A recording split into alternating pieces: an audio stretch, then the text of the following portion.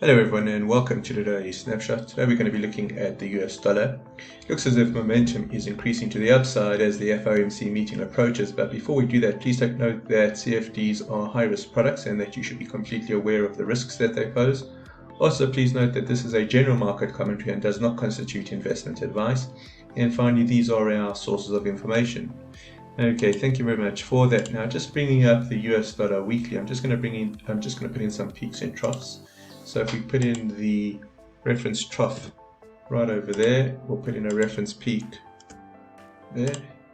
Here is the higher trough, we'll make that HT. Here is the HP for higher peak. Can put in another one, HT, HP. So this is, it's quite tight there. Over here you can see that it has now locked in the next higher trough, and if we take out this peak here, then we can actually shift the trend line. So you can see we'll keep this one aqua, and we'll see if we can move it up to this level, but we can only shift it from aqua to red once price has taken out this peak here, because then we have a trend, and a trend line can only be drawn when there's a trend. We want to just keep an eye on the stochastic. It's in the it's near the upper quintile, and the stochastic is above 50.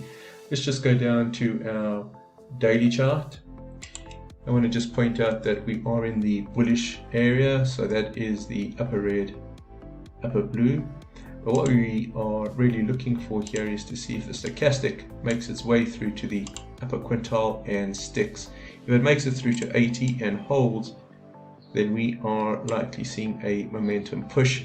I think it's going to be very much a function of how the communication goes on Wednesday. Let's just end off with some key takeaways. The US dollar is supported as we approach Wednesday's key FOMC meeting. Its continued trajectory will depend on the dot plot, and the weekly has charted a higher trough with the daily showing signs of strength.